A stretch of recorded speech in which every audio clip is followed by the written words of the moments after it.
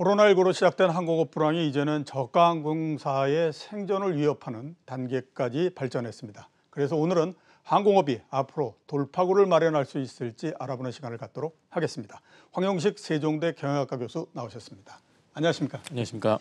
어려울 때마다 저희가 질문을 드리는 것 같습니다. 네, 이게 나아질 기미가 안 보입니다. 예. 네. 자, 나아질 기미가 안 보이지만 항공업의 지금 상황에 대해서 좀 알려주시겠습니까? 네, 지금 이제 항공업이 나아질 기미가 안 보이는 이유 중에 가장 큰 게 이제 입국 제한 조치와 그걸 통해서 이제 내국인 출국과 외국인 입국이 제한을 받는 것이 많기 때문에 그래서 이제 국제선이 이용 실적이 상대적으로 지금 아주 저조한 상태입니다. 그렇기 때문에 3월에서 7월까지의 국제선 이용객 수를 전년 동기 대비 비교해보면 한 96.5% 감소했기 때문에 96.5% 감소요? 네, 그렇게 했기 때문에 지금 아주 부진한 실적들을 보이고 2분기 때는 그나마 이제 항공 물류 쪽으로 해서 아시아나하고 대한항공이 흑자를 기록은 했습니다. 그러나 다른 LCC들이 많이 어려웠죠. 알겠습니다. 자, LCC 말씀하셨으니까 한번 좀 여쭤봐야 될 것 같습니다. 일단 이제 지금 LCC의 생존에 관해서 굉장히 많은 얘기들이 있거든요. 우선 이제 생존 관련한 부분들은 뒤에 제가 한번 여쭤보도록 하고, 지금 특수이기 때문에 원래 이제 저가 항공사들이 추석, 설 이렇게 이제 연휴가 길 때에 상당한 특수를 많이 누렸었는데요. 이번 같은 경우에는 어떻게 될 것 같습니까? 안타깝게도 이제 추석 특수는 어려울 것 같습니다. 추석 특수는 어렵다. 물론 국내선의 제주선 같은 경우는 이미 예약률이 많이 높게 90% 이상 되어 있긴 하지만은 이제 출혈 경쟁이 있다 보니까 대부분 우리가 추석 특수를 얘기할 때는 이제 국제선이거든요. 그래서 아까 말씀드린 것은 국제선의 탑승률이 낮기 때문에 그래서 이제 추석 특수를 기대하기 어렵다라고 말씀을 드릴 수 있고, 그래서 일부 이제 재개는 했습니다. 베트남이라든지 심지어 우한까지 지금 LCC 재개가 됐는데 이것이 이제 이 특정 수요가 있는 거죠. 그러니까 비즈니스나 상용 수요에 국한되어 있기 때문에 추석 특수를 기반으로 한 어떤 여행객들 그런 것들을 확보가 어렵기 때문에 좀 어렵지 않을까 싶습니다. 여행객들은 여전히 다른 나라에 가면 2주 동안 격리된다라는 생각들을 많이 하기 때문에 여행객들이 늘어나기가 굉장히 어려울 것 같다라는 생각이 좀 듭니다. 그렇죠. 그래서 격리 부분이 가장 큰 것 같습니다. 자, 앞에서 말씀하셨었는데 저가 항공사에 대해서 좀 여쭤보도록 하겠습니다. 지금 이제 유동성 위기, 과연 이게 항공사들이 살아남을 수 있을까라고 하는 부분들에 대해서 굉장히 지금 의문을 많이 제기하고 있는 그런 상태이거든요. 과연 이제 생존 가능성, 그다음에 앞으로 유동성 위기를 벗어나기 위해서 할 수 있는 어떤 카드가 있는지 저희 상당히 궁금할 수밖에 없습니다. 어떤 카드가 있습니까? 그래서 유동성 위기를 타개하기 위해서 아마 전문가시니까 딱 머릿속에 떠오르시는 게 유상증자일 겁니다. 그렇죠. 그래서 유상증자를 지금 통한 자구책을 마련하고 있는데요.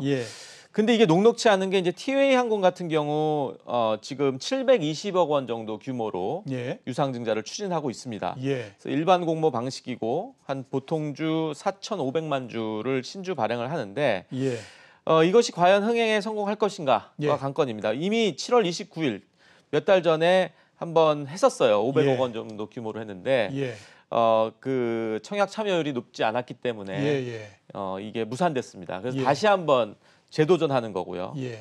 그리고 이제 반면에 이제 제주항공 같은 경우는 유상증자에 성공했습니다. 그래서 한 1,500억 원 정도 신규 자금 확보를 했고요. 그다음에 진에어 같은 경우도 지금 1,000억 원 정도 추진하고 있고, 그래서 아마 이 유상증자가 성공하면은 아마 내년 1분기까지는 좀 버틸 체력을 확보하는 게 아니냐. 그래서 그런 자구책이 있고요. 그다음에 이제 매출을 증진시켜서 말씀드렸듯이 국내선을 많이 이제 편도 1만 원 항공권도 나오곤 했는데 재미있는 게 하나 있습니다. 혹시 앵커님 관광 비행이라고 들어보셨습니까? 들어봤습니다. 비행기만 이렇게 타고 출발지에서 다시 또 와서 내리는 이런 그게 지금 아시아나가 A380 소위 말하는 드림라이너라고 하죠. 굉장히 큰 비행기. 그거를 이제 관광 비행 상품으로 출시를 했습니다. 그래서 2시간 비행입니다. 한반도를 예, 예. 한번 도는 건데. 예, 예. 그래서 비즈니스 스위트라고 해서 이제 퍼스트 클래스격인데 예. 그게 대략 한 30만 원 정도대로 예. 나왔습니다. 예, 예. 그래서 얼마나 답답하시면은 그렇죠. 예, 이런 여행객들의 어떤 그 니즈를 간파하고 이런 상품이 나왔습니다. 그래서 지금 이 정도가 됐으면 얼마나 고육지책으로 그렇죠. 항공사들이 예, 예. 지금 살아남기 위해서 하는지. 예. 그래서 아마 많은 LCC들이 이러한 비즈니스 모델을 답습할 것 같습니다. 예, 글쎄 아마 전례가 없는 일 아니겠습니까? 출발지에 다시 돌아오는 거는 중간에 비행기 고장 나서 회항하는 거 외에는 별로 없었을 그렇죠. 텐데 그게 상품이 돼서 나왔을 정도니까 얼마나 정말 그렇습니다. 그걸 하겠습니까? 자, 이렇게 LCC가 상당히 어렵다 보면 당연히 매물로 나올 수밖에 없을 거다라는 생각이 들거든요. 여러 회사들이. 그래서 과연 이 매물로 나오는 부분들이 현실화될 가능성이 있느냐. 그리고 또 누군가가 매물을 사서 다른 이제 그 주주가 바뀌고 이런 형태로서 조정이 될 가능성이 있을까라고 하는 거는 어떻게 지금 보십니까? 네, 그래서 올해 아마 매물 폭탄이 나올 거다. 예. 매물이 현실화되는 거 아니냐. 그래서 그 이스타항공 같은 경우 이제 제주항공과 예. M&A가 무산되면서 지금 재매각을 추진하고 있습니다. 예. 그래서 안진 딜로이트와 함께 지금 인수이양 업체들과 협의를 진행하고 있고, 예. 그래서 그것을 통해서 우선 협상 대상자를 아마 이번 달 말에 아마 최종 결정한다고 하는데 예. 과연 이것이 성공할 수 있을까? 예. 네, 그래서 이것에 대한 좀 많은 의구심을 갖고 있고요. 예. 그 다음에 이제 비슷한 예로 아시아나가 예. 이제 현산하고의 어떤 M&A가 무산됨과 동시에 예. 그동안 뭐 통매각을 고집해 왔잖아요. 예. 그러나 이번에는 이제 에어 부산하고 에어 서울을 분리 매각을 할 수 있다라는 예. 그런 또 가능성도 점치고 있습니다. 예. 그래서 그렇게 되면은 지금 매물이 LCC가 계속 나오는 거고요. 예. 티웨이는 지금 뭐 계속 부인을 하고 있습니다. 그러나 실적 악화가 계속 장기화가 되면서 아마 재무적인 부담이 지금 가속화되면서 예. 매물로 또 나오지 않을까라는 조심스러운 예측도 해보는데 예. 일단 그것은 이제 이 티웨이 항공이 일축하고 있기 때문에 지금 뭐라고 말할 수 없는 상황이고요. 예. 그다음에 이제 제주항공 진에어 같은 경우는 모 회사가 그래도 대기업이다 보니까 아무래도 좀 상황이 그래도 다소 여유롭다라고 좀 볼 수 있겠죠. 예. 아무튼 뭐 상당히 많은 회사들이 어려운 지금 상황을 겪고 있는 거는 뭐 분명하지 않나라는 생각이 들고요. 자, 이렇게 되다 보니까 이제 LCC들이 국제선 아까 말씀하셨던 것처럼 이제 국제선 운항을 재개를 하고 했는데 말씀하셨던 것처럼 이제 탑승자가 별로 없기 때문에 이게 오히려 적자만 계속 키우는 거 아니냐라고 하는 우려도 상당히 있는 게 사실이거든요. 그렇죠. 여기에 대해서는 지금 어떻게 보십니까?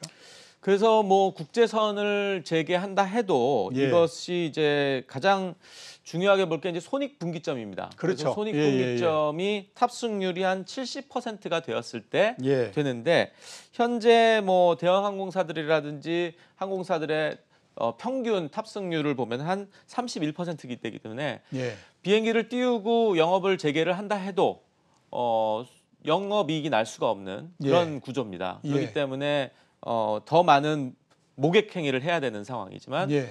아까 말씀드린 대로 국제 노선이 많이 막혀 있기 때문에 그래서 결국 적자 폭이 더 커질 수 있다. 예. 예, 그런 어떤 딜레마적인 상황에 있다고 보시면 되겠습니다. 예, 알겠습니다.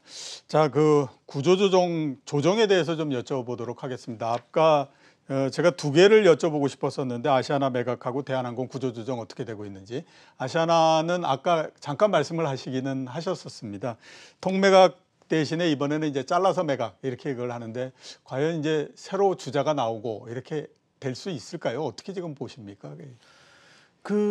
지금 이 상황에서 그러니까 기존에 인수하기로 했던 기업들도 포기한 상황에서 그렇죠. 예, 예. 새로운 업체가 나올 수 있을까? 예. 인수자가 나올 수 있을까? 그래서 제가 보기에는 아시아나항공 같은 경우는 당분간 이제 산업은행 체제에서 예. 채권단위 관리 체제로 들어갈 것 같고요. 예. 그러면서 계속 이제 매각 추진을 하겠죠. 그렇겠죠. 예, 하지만 기존에 그 현산에게 했던 어떤 그런 매각 플랜보다는 좀 분리 매각을 한다든지 예. 그다음에 우량 알짜 계열사를 먼저 매각을 예. 추진한다든지 예. 그래서 좀 흥행에 대한 어떤 그 가열하는 예. 점차 가열하는 그런 효과를 해서 자연스럽게 이제 코로나 국면이 좀 사그라들면은 예. 이제 또 다른 또 강력한 인수자가 나올 때 그때는 좀 더 좀 적극적인 행보를 통해서 예. 인수를 추진해야 되지 예. 않을까. 그러니까 당분간 아시아나는 산업은행이 대주주인 체제로 계속한다. 네. 예, 이렇게 이제 봐야 될 것 같고요. 대한항공은 지금 어떤 상태입니까? 구조조정에서. 대한항공도 이제 그 기간 산업 안정 자금이라든지 예. 그다음에 기존의 자산들을 매각을 통해서 그래서 송현동 부지에 대한 얘기들이 많이 있죠. 그렇죠. 그래서 예, 예. 이제 아마 매각하지 않겠다라고 고수하다가 또 예. 일부 언론에서는 다시 얘기가 됐다라고 해서 지금 혼선이 있긴 한데 예. 일단은 기존에 있는 유휴 자산이라든지 매각을 통해서 그다음에 기간 산업 안정 자금 확보 그다음에 뭐 무급 휴직이라든지 그런 여러 가지 자구책을 통해서 할 텐데 일단은 대한항공은 좀 이 코로나19의 시국에 가장 최적화된 항공사라고 볼 수 있습니다. 그게 좀 예. 말이 좀 이상하지만은 일단 항공 물류로 제일 발전돼 있어요. 예. 그렇기 때문에 이번에 아이아타 보고서를 보니까요. 예. 전 세계에 이번에 영업이익을 낸 항공사들이 몇 개 안 됩니다. 예. 그 중에 하나가 대한항공. 아시아나. 음. 네, 그래서 제가 보기에는 이 현 시국에서는 그래도 좀 유리한 위치에 있지 않을까 그런 예. 생각을 해봅니다. 알겠습니다. 자, 마지막 질문을 좀 드려야 될 것 같습니다.